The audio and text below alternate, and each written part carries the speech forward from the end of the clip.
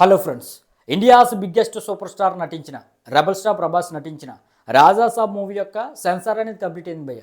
అదేవిధంగా AP and తెలంగాణలో business కూడా కంప్లీట్ అయింది. మరి ఈ మూవీకి ఏపీ అండ్ తెలంగాణలో ఎంతవరకు బిజినెస్ జరిగింది, జరిగిన బిజినెస్ని బట్టి ఎంతవరకు గ్రాస్ అండ్ షేర్ వస్తే హిట్ లిస్ట్లోకి వెళ్తుంది, అదేవిధంగా సెన్సార్ టాక్ ఏంటి, రన్ టైం ఎంత, సర్టిఫికెట్ ఏంటి అనేది ఈ వీడియోలో క్లియర్గా మాట్లాడుకుందాం భయ్య. దానికంటే ముందు ఈ వీడియోని లైక్ చేయండి. అదేవిధంగా ఇటువంటి జెన్యూన్ అప్డేట్స్ కోసం మన ఛానల్ వెంటనే సబ్స్క్రైబ్ చేసుకుని వీలైతే రెబల్ స్టార్ ప్రభాస్ ఫ్యాన్స్ ఎవరైనా చూస్తుంటే ఈ వీడియోని మీ ఫ్రెండ్స్కి అయితే షేర్ చేయండి భయ్య. ఇక డీటెయిల్స్లోకి వెళ్ళిపోతే ఈ మూవీకి సెన్సార్ వచ్చేసి యూబీఏ సర్టిఫికేట్ ఇచ్చింది భయ్య. మరి యూబీఏ సర్టిఫికేట్ అంటే చిన్నలు పెద్దలు అనే తేడా లేకుండా, ముసలి ముతకనే తేడా లేకుండా అందరూ థియేటర్కి వెళ్ళిపోయి హాయిగా చూడొచ్చు, నవ్వుకోవచ్చు. అంటే ఈ మూవీకి యూబీఏ సర్టిఫికేట్ సెన్సార్ ఇచ్చిందంటే రక్తపాతాలు అధికంగా లేవు. హర్రర్ సినిమా అయినప్పటికీ ఎటువంటి భయోందాలను కలిగించే భూత ప్రేతాలు, తాంత్రిక విద్యలు అటువంటివి ఓవర్గా లేవు. అందుకని ఈ మూవీకి యూబీఏ సర్టిఫికేట్ అనేది సెన్సార్ అయితే ఇచ్చింది. మరి రన్ టైం వచ్చేసి భయ్య ఈ మూవీ దాదాపుగా 3 గంటల పైన ఉండబోతుంది. ఫస్ట్ హాఫ్ వచ్చేసి 1 గంట 22 నిమిషాలు ఉండబోతుంది. సెకండ్ హాఫ్ వచ్చేసి 1 గంట 43 నిమిషాలు ఉండబోతుంది. మొత్తం మీద 3 గంటల పైన అయితే ఈ మూవీ అయితే ఉండబోతుంది భయ్య. అంటే 3 గంటల పైన ఈ మూవీ ఉందంటే స్టోరీ పరంగా కానీ, స్క్రీన్ ప్లే పరంగా కానీ మనల్ని ఆడియన్స్ని అయితే ఈ మూవీ ఎటువంటి డిసప్పాయింట్ చేయకుండా ముందుకు తీసుకెళ్తుంది అనిపిస్తుంది భయ్య. అంటే ఈ మధ్యకాలంలో 3 గంటల పైన అన్ని సినిమాలు వస్తున్నాయి, చాలా సినిమాలు వస్తున్నాయి. 3:30 గంటలు, 3 గంటల 40 నిమిషాలు ఉన్న సినిమాలు, పుష్ప వంటి సినిమాలు కూడా బ్లాక్ బస్టర్ అయ్యాయి. ఇక్కడ రన్ టైం పెద్ద మ్యాటర్ కాదు. 2:30 గంటలు ఉంటే సినిమాకి బెస్టే, కానీ సినిమాలో దమ్ము ఉంటే 3 గంటలైనా సరే ఆడుతుంది. మరి ఈ movie horror film, rebel star Prabhas, pan India star Prabhas ఉన్నాడు. మరి పెద్ద పెద్ద క్యారెక్టర్లు ఉన్నాయి, హాలీవుడ్ యాక్టర్స్ ఉన్నారు. మరి వీళ్ళందరినీ కలిపి హర్రర్ సినిమాగా ఈ మూవీ రాబోతుంది కాబట్టి 3 గంటల రన్ టైం ఉండాలి. అదేవిధంగా ఇండియాలోనే బిగ్గెస్ట్ హర్రర్ ఫిల్మ్ అయ్యేది. మరి ఎప్పటి వరకు ఎంత భారీ బడ్జెట్తో, ఎంత భారీ క్రూతో హర్రర్ సినిమా అయితే రాలేదు. ఫస్ట్ టైము ఒక భారీ బడ్జెట్ హర్రర్ సినిమా అయితే ఇండియాలో వస్తుంది. మరి ప్రజెంటు ఈ మూవీకి ఉన్న టాక్ చాలా అద్భుతంగా ఉంది. ఇప్పటికే ట్రైలర్లు రిలీజ్ అయ్యాయి, సాంగులు రిలీజ్ అయ్యాయి, టీజర్లు రిలీజ్ అయ్యాయి. అన్నీ కూడా పాజిటివ్ వైబ్స్ ఇచ్చాయి. ఎక్స్పెషల్లీ రెబల్ స్టార్ ప్రభాస్ని వింటేజ్కి తీసుకెళ్ళాడు మారుతి. ఆ లుక్స్ కానీ, ఆ లొకేషన్స్ కానీ, ఆ సినిమాటోగ్రఫీ కానీ అన్నీ కూడా చాలా టాప్ నాచ్ ఉన్నాయి.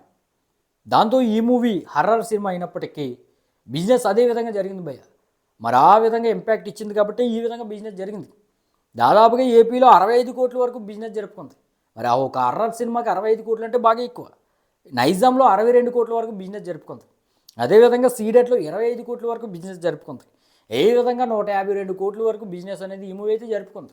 మరి 152 కోట్ల బిజినెస్ ఏపీ అండ్ తెలంగాణలో జరిగిందంటే లాంగ్ రన్లో ఈ మూవీ ఏపీ అండ్ తెలంగాణలో బ్రేక్ ఈవెన్ అవ్వాలంటే 153 కోట్ల వరకు షేర్ అనేది రాబట్టాల్సి ఉంది.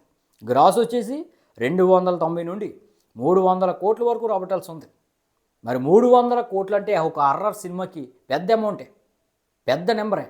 కానీ అక్కడ రెబల్ స్టార్ ప్రభాస్ ఉన్నాడనే ధైర్యంతో బయ్యర్స్ అయితే కొనేసుకున్నారు భయ్య. లేకపోతే ఒక హర్రర్ సినిమాని ఇంత పెద్ద నెంబర్తో ఎవరు కొనుక్కోరు. అయితే మన 2 తెలుగు రాష్ట్రాల్లో సినిమా హిట్ అయితే 300 గ్రాస్ రాబట్టడం పెద్ద మ్యాటర్ కాదు. మన 2 తెలుగు రాష్ట్రాలకి దాదాపుగా 500 కోట్ల వరకు మార్కెట్ ఉంది. RRR అది నిరూపించింది కూడా. RRRకి 450 కోట్ల వరకు గ్రాస్ అనేది వచ్చింది. అదేవిధంగా పుష్పకి 400 కోట్ల వరకు గ్రాస్ వచ్చింది. సలార్కి 350 కోట్ల వరకు గ్రాస్ వచ్చింది. కల్కికి 300 కోట్ల వరకు గ్రాస్ వచ్చింది. దేవరా కూడా 290 కోట్ల వరకు గ్రాస్ రాబట్టింది. మరి ఈ విధంగా మనకి మన 2 తెలుగు రాష్ట్రాలు హిట్ సినిమా అయితే ఆ మూవీ ఖచ్చితంగా కలెక్షన్స్ అయితే వస్తాయి. మరి ఈ విధంగా 2026లో మన తెలుగు సినిమాకి ఈ మూవీ అయితే అత్యధిక కలెక్షన్స్ రాబట్టే సినిమాగా నిలబోతుంది భయ్య. మరి 2025 అనేది తెలుగు సినిమాకి ఒక బ్యాడ్ ఇయర్గా చెప్పవచ్చు. ఎందుకంటే ఒక్క 500 కోట్ల సినిమా కూడా మన తెలుగు సినిమాకి 2025లో లేదు. బాలీవుడ్ వాళ్ళు దురంధర్తో 1000 కోట్లు తీసుకుసాగిపోతున్నారు 2025లో రిలీజ్ చేసి.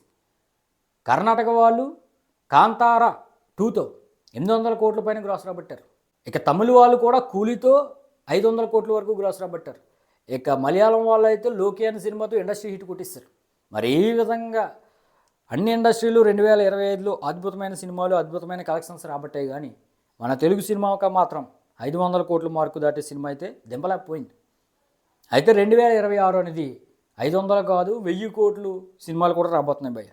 మరి రాజాసాబ్ అసలు లాంగ్ రన్లో ఎంతవరకు గ్రాస్ రాబట్టచ్చు, ఓపెనర్గా ఎంత రాబట్టచ్చు అనేది మీ ఒపీనియన్ అయితే కింద కామెంట్ చేయడం మర్చిపోద్దు.